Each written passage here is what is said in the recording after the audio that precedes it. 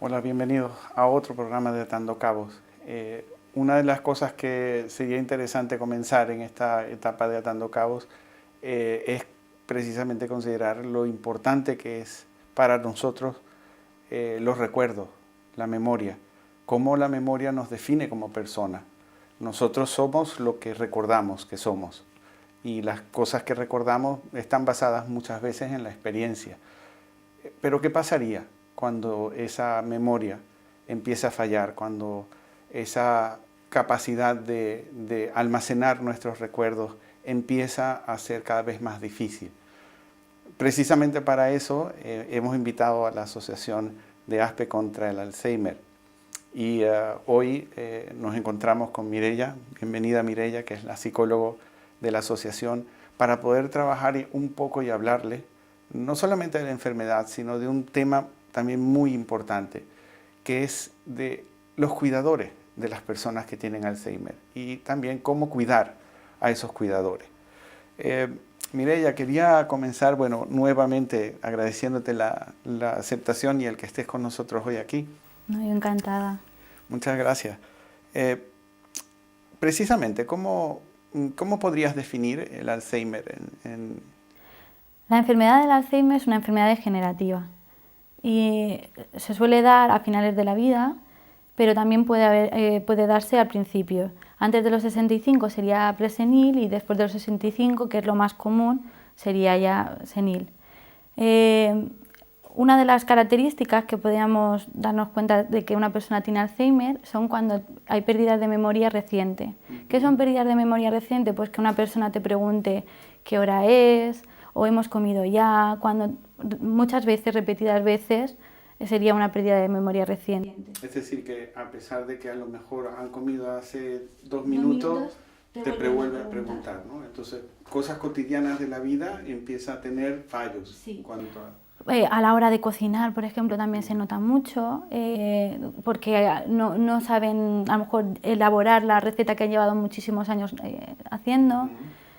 A la hora de ir a la compra, pueden comprar el mismo producto varias veces porque no se acuerdan que ya lo han comprado. Una de las cosas que también se dan cuenta es por los cambios de comportamiento y de humor. Cosas que sabían hacer antes, como lo de cocinar, llevar la compra, llevar el dinero, empiezan a fallar. Y el tema del humor se les nota más irritables. Cosas que les gustaba ver en la tele, por ejemplo, empiezan a no interesarles, o conversaciones o juntarse con gente tampoco no les interesa. Tiene una causa, la causa es que no controlan ya esas situaciones, entonces les frustra y se sienten irritables. Es decir, que en esas primeras etapas la persona evidentemente se da cuenta de que está teniendo ciertos fallos. Se da cuenta e intenta camuflarlos muchas veces, por eso el familiar le cuesta más el darse cuenta de que la persona está enferma. Porque, ay, pues ya no le interesa ver la tele, es que no le interesa ver las películas. Probablemente es porque no sabe seguir el hilo de la película, el argumento, entonces se pierde, se agobia y lo más seguro es que diga, yo no quiero ver esto. O, por ejemplo, pues a la hora de reunirse con los familiares, es que da la casualidad que ahora ya no le apetece juntarse con las amigas. Quizás no puede controlar las conversaciones, el hilo de la conversación, y entonces, al costarle, prefiere no irse con las amigas, o gente que se iba a jugar la partida de las cartas y ya no le apetece ir a jugar a las cartas porque no controla. Fíjate que se puede confundir quizás al principio como una depresión o algo por el estilo, y quizás lo que está enfrentándose es a darse cuenta que hay una carencia, pero no sabe cómo abordarlo. De hecho, es que la depresión también va muy ligada al Alzheimer. No sabemos muy bien si antes del Alzheimer está la depresión, o que con la enfermedad de Alzheimer se deprimen por ver por ver que no pueden hacer, no pueden realizar las actividades que realizaban antes. Pero ya te digo que en un principio, la primera fase, como que lo esconden. No quieren darse cuenta de que realmente hay algo que no funciona bien. Lo camuflan, no, esto es de la edad, esto es por estrés, pero hay muchos fallos muy repetidos que nos indican que algo ocurre, que algo está pasando. Claro, y supongo porque estamos hablando de algo que esos fallos que suceden a nivel de memoria no son algo puntual, no son algo que pueden ocurrir un día o 2 días, sino que ocurren de forma muy periódica y durante un periodo de tiempo bastante prolongado. No es un día, esta semana se me ha olvidado en la compra, tenía en la lista y se me ha olvidado comprar un determinado producto, no. Es, me voy a comprar y todas las veces que me voy a comprar resulta de que me doy cuenta de que he comprado huevos y he comprado 3 o 4 docenas de huevos que tengo en casa. O me voy a comprar cualquier otra cosa, cualquier otro producto y lo almaceno. O directamente en la comida, sobre todo en la comida se nota también mucho porque o se quema la comida o cambia los ingredientes de una receta que está acostumbrada o acostumbrado a hacer, cosas, actividades que estaban acostumbrados a hacer y ahora empiezan a haber fallos en esas actividades, cuentas, llevar el dinero, a la hora de mantener citas o de llevar la agenda también empieza a haber fallos. Esos sobre todo son fallos en las actividades de la vida diaria. Sí. Y ahí sería como la primera fase de la enfermedad.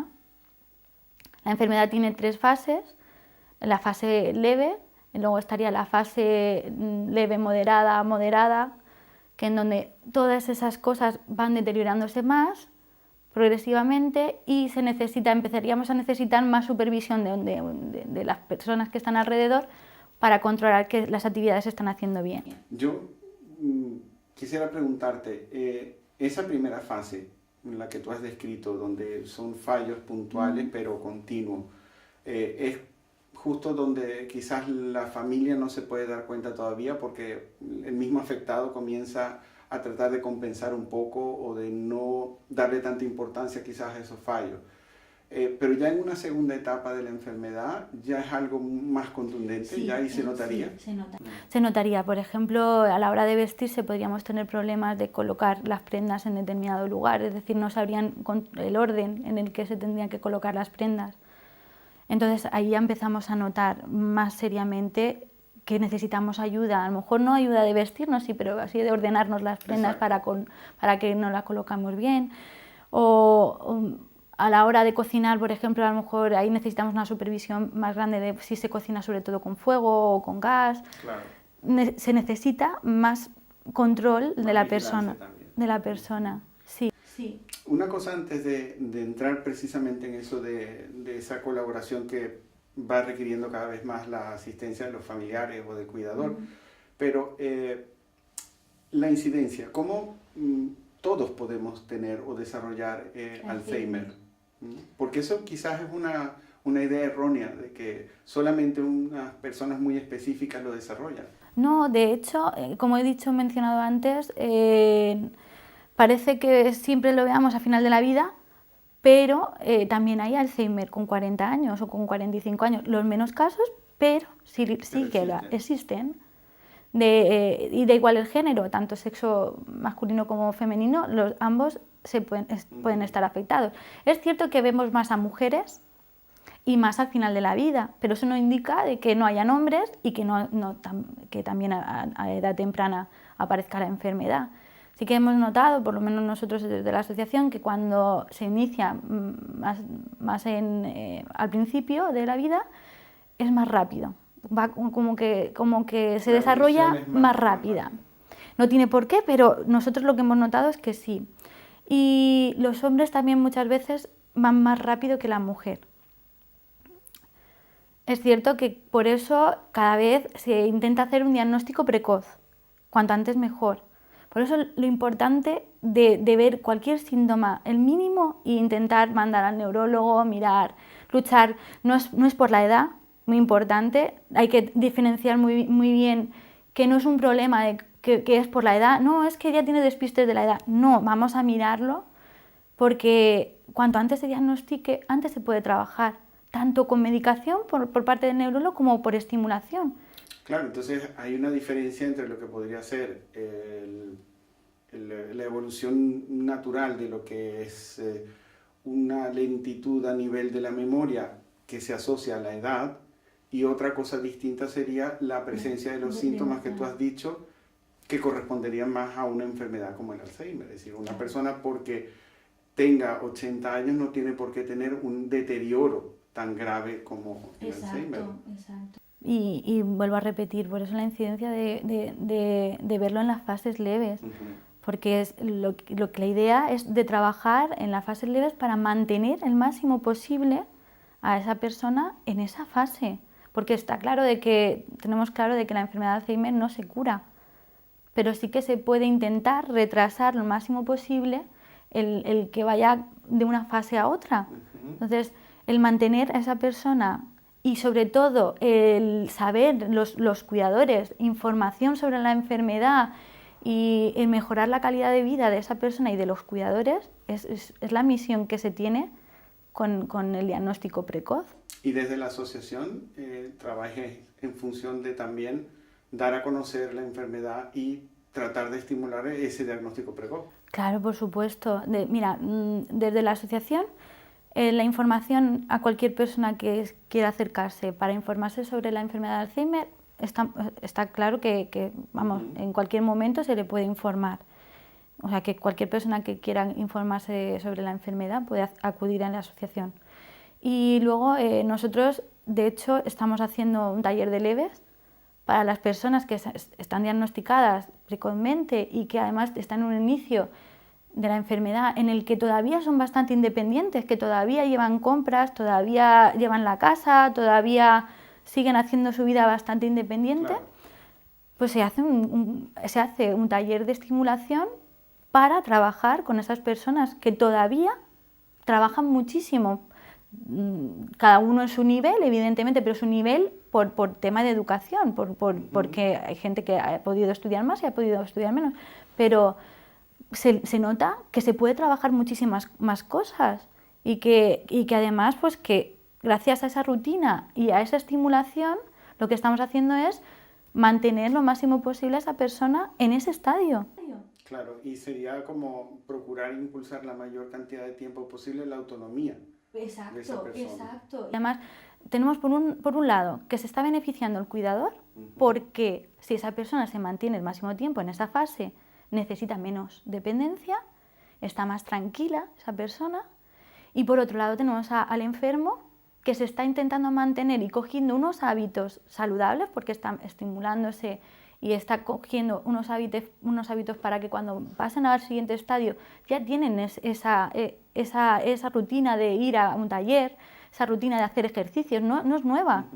Entonces, estamos manteniendo, creando una rutina y ayudando a que ese enfermo mejore tanto en su calidad porque tendrá mejor humor, se sentirá más práctico, a la vez se está relacionando con más gente porque que le está ocurriendo lo mismo, que a veces también les ayuda muchísimo de darse cuenta de que con esa edad, porque hay de todo, hay gente más joven, más mayor, entonces se juntan entre ellos, pueden hablar, mira lo que me ha pasado, mira que...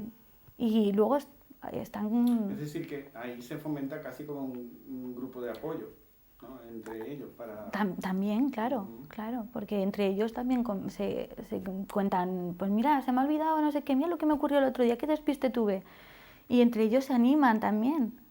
Claro, eso es fundamental dentro de lo que es el proceso de aceptación de la condición de la enfermedad y de reconocer que están haciendo algo al respecto, es decir, que entre ellos mismos se pueden apoyar, de que pueden tener momentos de bajón, momentos mejores, pero que se den cuenta que no son ni los únicos ni están solos. Además es que yo les intento explicar que igual que cuando nos rompemos un brazo o que necesitamos rehabilitación y tenemos que ejercitar, pues la mente la tenemos que ejercitar. Exactamente.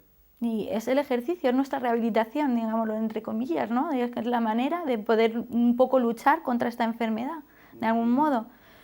Y hacer la estimulación, hacer ejercicio, es la mejor manera. Y esa parte de la estimulación creo yo que es muy importante porque las personas hasta cierto punto no saben lo fácil que puede llegar a ser tener una rutina de estimulación del propio cerebro y de la propia mente, de la propia memoria.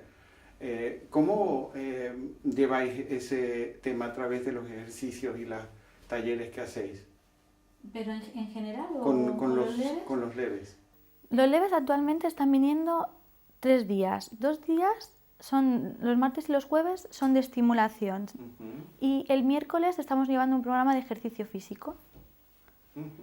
Entonces, sí, entonces los martes y los jueves pues estaríamos hablando de, pues haríamos ejercicios de orientación, porque siempre al empezar nos orientamos en tiempo, en hora, y luego ya hacemos la parte que toca, pues si toca atención, si toca cálculo, si toca lenguaje, si toca comprensión lectora, todo dependiendo como un poco individualizado del nivel que tenga cada usuario. Y además es que es como si fuera un taller de memoria, pero adaptado a las dificultades que puedan tener mínimas, porque al ser leves la verdad es que las dificultades son mínimas para ellos. Y van haciendo ejercicios. Ellos se dan cuenta además que los puede hacer y ellos lo ven como si fuera el colegio, como si fuera una vuelta al colegio.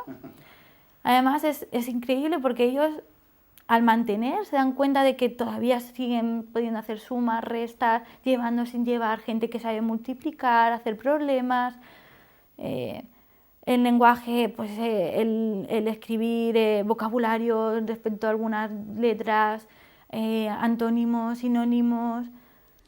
Claro, es que vivir esta enfermedad en solitario es casi como abocarlos hacia realmente una depresión, porque se dan cuenta quizás de tantas cosas que van perdiendo. En cambio, trabajarlo en grupo, como lo estáis haciendo en la asociación, me da la sensación de que evidentemente tiene que estimular hasta la autoestima de la persona. Claro, ellos se dan cuenta. Además, puedo. Se dan cuenta de eso, de que ellos pueden hacer cosas y de que están haciendo cosas y que todavía les salen esas cosas. Y de hecho, pues eso de ver que incluso pueden un poco mejorar, es decir, porque a veces no es que se mejoren las cosas, no es que, mira, yo no sabía restar y ahora estoy aprendiendo a restar, pero sí que es muy normal de que al principio se nos haya olvidado, porque con el mundo de calculadora claro. Y sin utilizar y el sedentarismo, pues se nos ha olvidado muchas cosas de hacer y nos damos cuenta que mira, vuelven a salir y que las sabemos hacer y las sabemos hacer bien. Entonces no es que aprendamos cosas nuevas, pero nos damos cuenta de que de momento surgen cosas que antes habíamos aprendido y que no nos habíamos dado cuenta con el sedentarismo de que las teníamos ahí y al practicarlas vuelven a salir y mejoran. Como has dicho, es ejercitar casi como un músculo que claro, es el cerebro claro. en ese sentido, claro. ¿no? Mantener el cerebro lo más activo posible y Exacto. Ciertos aspectos de la memoria que a través de estos ejercicios pues les sirve como para mantener y prolongar ese estadio leve como de preventivo. Ahora, habíamos comentado brevemente el papel de los cuidadores y yo creo que es importantísimo que hablemos también primero de una situación que yo creo que nadie está preparado al principio, porque nadie hace inicialmente, cuando se encuentra con una situación de este tipo, de una enfermedad crónica que es degenerativa, nadie se hace con el papel de cuidador. Y de un cuidador tan especial como debe ser un cuidador en el caso del Alzheimer, ¿no? En un principio, cuando se le diagnostican al familiar de enfermo de Alzheimer, pasa como una fase de duelo. Como que al principio como les chocan, como no puede ser, esto no, la negación, y van pasando esa fase de duelo. Ya cuando ya han terminado ya se dan cuenta de que sí, el familiar está así, hay que tomar cartas y hay que mirar a ver cómo vamos a cambiar los papeles. Porque en un principio nos damos cuenta de que a lo mejor, por ejemplo, es mi madre la que está diagnosticada de Alzheimer, siempre me ha llevado ella, siempre me ha cuidado ella y ahora tengo que hacer una inversión de roles. Tengo que empezar a cuidar yo a mi madre. Cosas que hacía mi madre por mí, ahora soy yo la que le tengo que hacer. Claro. En una fase inicial es importante que el cuidador pase esa fase de duelo, que es normal, y luego que se informe de la enfermedad. Porque el cuidador va a ser una persona muy, muy, muy importante en la vida del enfermo y de él va a depender la calidad de vida que va a tener ese enfermo. Claro, una responsabilidad enorme. Si se informa, le ayudará muchísimo a saber los síntomas que son de la enfermedad, qué es enfermedad y qué no es enfermedad. Porque muchas veces que tenemos los cuidadores que dicen, no sé si me están tomando el pelo. esa sensación de no, me está tomando el pelo. Pues saber si eso me está tomando el pelo o realmente es la enfermedad, pues ayuda mucho al cuidador. Claro. ¿Cómo va a evolucionar el papel del cuidador? En una primera fase, si es en una fase muy leve, lo único que tendrá que hacer es pues, supervisar muy poquito las tareas, darse cuenta de que las está realizando bien y ayudar un poco, siempre manteniendo la independencia de esa persona que tiene la enfermedad. Además, acompañarle es muy importante y me parece muy bonito el ver que si realmente sabe el enfermo que está enfermo, el poder pactar cosas que cuando él no pueda, digamos, como decidir cosas importantes de yo no voy a querer salir de mi casa o quiero que me cuide el día de mañana, quiero que me pongáis un cuidador o cuando esté encamado, cosas muy importantes como no quiero que me pongan ninguna vía, ni quiero que me alarguen la vida. Cosas que parecen una tontería, pero en ese momento sí se pueden hablar, pero claro, luego no. Ya después no se puede hablar. No. O tema de herencias, cualquier cosa que se pueda hablar en la fase inicial que luego no se va a poder hablar. Y tú lo has dicho, es una situación que es bonita, comprendida desde el punto de vista de la profundidad del nexo que se está estableciendo entre el cuidador y su familiar, evidentemente. Claro que es una situación dura, y yo me imagino que en eso también el apoyo a el cuidador precisamente orienta un poco para comprender que esas cosas pueden suceder y cómo afrontarlas, desde el punto de vista emocional también. El cuidador emocionalmente desde la primera fase ya volvemos a que en parte de un duelo, parte de como si... Sí. Entonces, el estado emocional durante la enfermedad va a ser muy variable dependiendo también cómo esté el enfermo y en ocasiones pues, va a estar muy mal en el sentido de como no tenga redes, no tenga apoyos, va a encontrarse muy solo con la enfermedad. ¿Y cómo hacemos para promover que no sea un cuidador solo? Es decir... Eso es complicado. Sí, porque yo creo que en algún momento dado pensamos también en lo que se llama el agotamiento del cuidador, ¿no? Y cómo hacer para que precisamente esa persona no llegue a deteriorar también su propia calidad de vida. Yo les explico que se tiene que delegar, que saber delegar. Sé que es muy difícil y sobre todo ellos llegan a un punto... Como la enfermedad, el cuidador va a ser la persona que va a ir acompañando al enfermo en las fases, ¿no? En un principio, como hemos dicho, va a ser más de acompañamiento y más de asesoramiento y de apoyo, porque cuando el enfermo al principio va a estar frustrado y va a estar negado, ¿no? de explicar lo que es la enfermedad, y poco a poco va a tener que ser más dependiente del cuidador.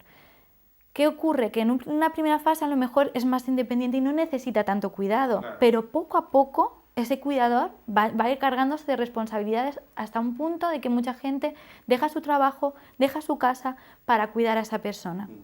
Entonces, hay que pensar que si desde el principio nos planteamos un plan de cuidado, de a lo mejor si son varios familiares, intentar varios familiares cuidar, aunque siempre normalmente al final hay una persona que sobresale más, pero bueno, que haya una válvula de escape donde los familiares se puedan ir rotando, y si no los hay o no están dispuestos a ello, el proponerse de una persona externa que vaya a cuidar a esa persona.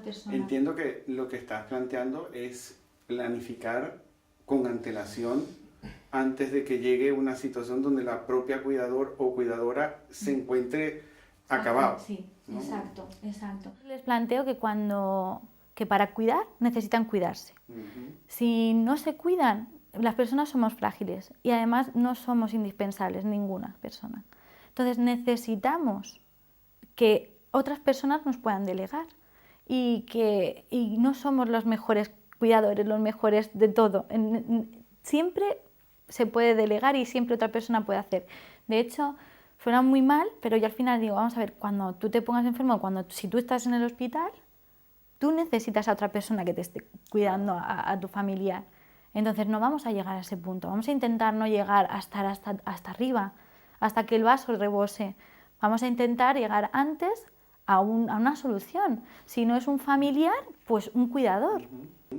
¿Qué frases son las que tú te has encontrado en todos estos años de los cuidadores que son así como que, no, yo soy el único, solamente yo voy a cuidarlo? No, se resisten en el sentido de, pues porque, no, es que conmigo, solo quiere estar conmigo, me persigue y se siente más seguro, conmigo pues tiene más confianza, es que si no estoy yo se comporta de otra manera. Vale, pero necesitamos tener un tiempo para nosotros. Claro, porque hablando claramente, es verdad, puede ser que tenga más confianza, puede ser que lo persiga, puede ser que lo busque todo el tiempo, etcétera, etcétera, etcétera. Pero 24 horas de cuidado sin pausa llega con el tiempo a ser perjudicial para la salud del cuidador. ¿Vale? Por eso lo que tú estás planteando, siempre se necesita tener apoyo. Nosotros desde el principio les planteamos ¿tenéis claro desde el principio de que vais a ser cuidadores hasta el último momento? ¿Habéis planteado otro tipo de ayuda? Por ejemplo, pues, simplemente eso, pues un auxiliar, un cuidador o una cuidadora externa, la cual pues en un principio a lo mejor vaya 2 horas a ayudarte y luego poco a poco vayan siendo más horas, que además desde el principio se va a crear un vínculo donde se van a conocer enfermo, cuidador, cuidador, enfermo. Y poco a poco va a ser mejor. Esas horas son descanso para ti, porque un cuidador necesita, además de tener redes sociales, en el cual mantener contactos con amigos, mantener contacto con la familia, mantener gente alrededor. Sí, rutinas propias. Rutinas propias. Y luego unas mini islas en las cuales yo sé que es muy difícil decir, es que cuando descanso, necesita un descanso. ¿Un descanso qué significa un descanso? No puedes tomar un descanso porque es que no me puedo ir nunca. Vale, pues 1 hora para ti. En esa hora es hora para ti. ¿Qué significa eso, esa mini isla? Significa que esa hora la vas a programar para hacer cosas que a ti te gusten. Un hobby, algo que te dé placer, que te dé bienestar. Que donde puedas disfrutar. No sirve, yo siempre los especifico porque claro, no, tengo 1 hora para mí, pues voy a hacer esto que me he dejado. Exacto. No sirve, no es trabajar, es algo que a ti te motive, que te sientas feliz. Cualquier cosa, andar, ver la tele, una película, pero ver una tele en una película no significa estar al lado de mi familiar y estoy pendiente de mi familiar mientras estoy viendo la película, no, estoy viendo la película tranquilamente.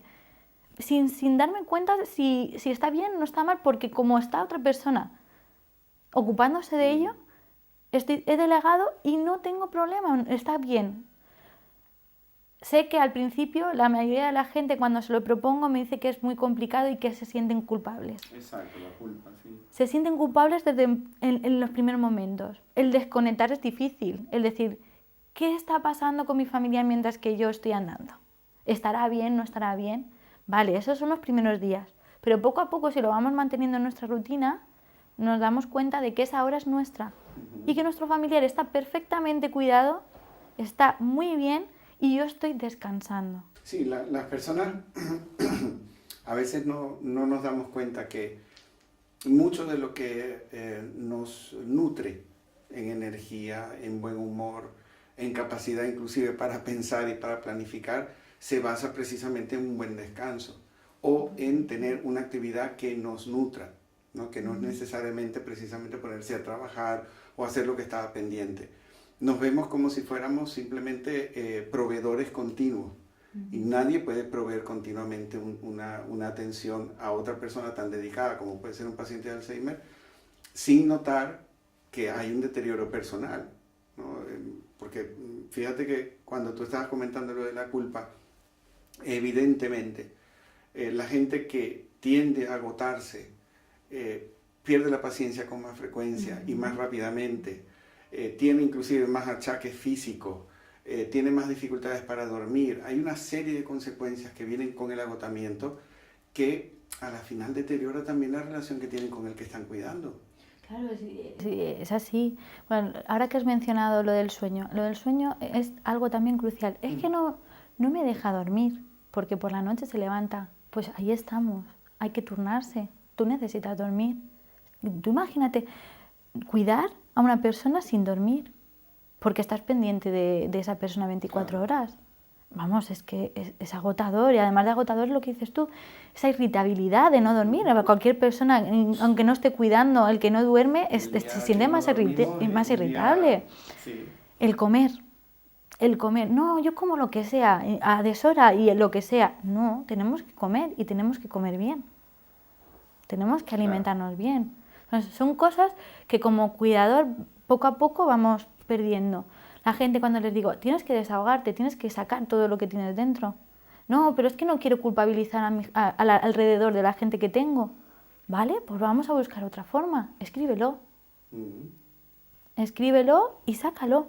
Es que no quiero que lo vean los demás. Pues luego lo tiras, lo quemas. Pero tú ya lo has sacado. Luego les explico, además, que ahora con todos los blogs, internet, etcétera, anónimamente puedes desahogarte, y además incluso puedes encontrar un grupo de apoyo, porque gente de un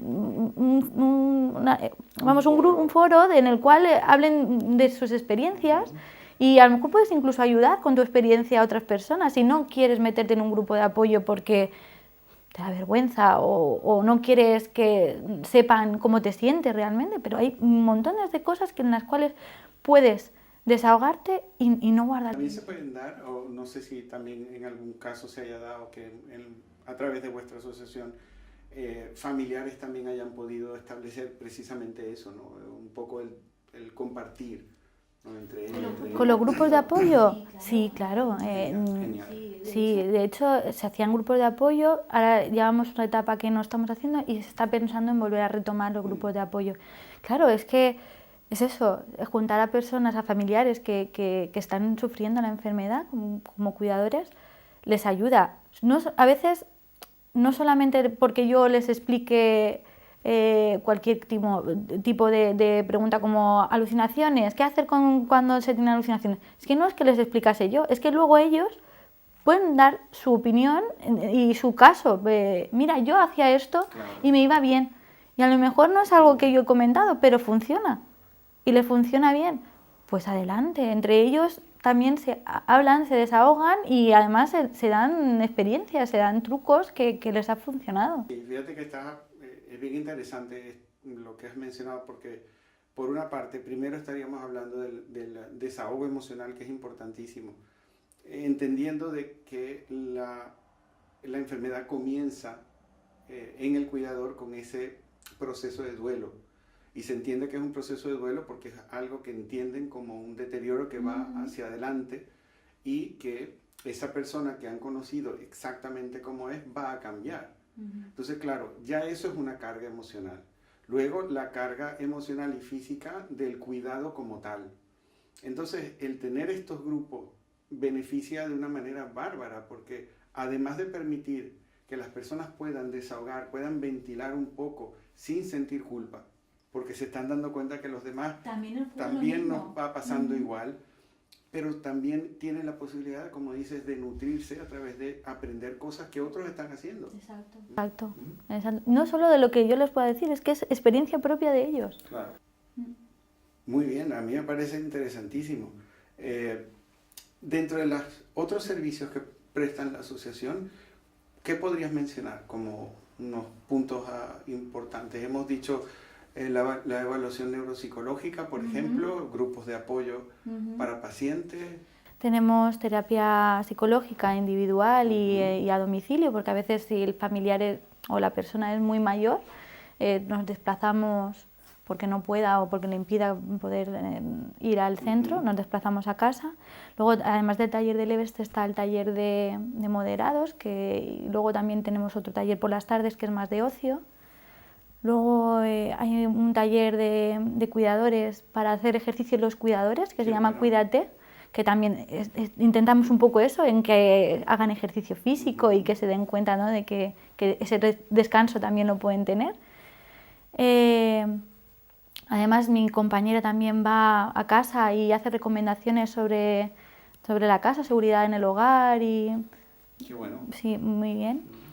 Y Hacemos asesoramiento familiar también, cuando las familias a lo mejor necesitan saber un poco cómo guiar y cómo hacer. Es decir, que es una intervención de verdad muy global. Sí. Mira, a mí me encantaría, y yo creo que esto da para más, ¿no? Me encantaría volver a contar contigo y con la asociación para ampliar en aspectos como los que estás mencionando. Y de momento hemos llegado al final del programa. Yo te agradezco muchísimo tu presencia, la información que nos ha dado es genial. Y bueno, te invito para otro programa en el futuro. Perfecto. Muchas gracias, de verdad. Y con vosotros, otra vez, bueno, encantados de haber estado acompañándoles un ratillo a través de Aspe TV. Y que sepan que nosotros continuamos con otros programas de Atando Cabo próximamente. Así que no se lo pierdan y quédense con nosotros, que hacen muy bien. Muchas gracias.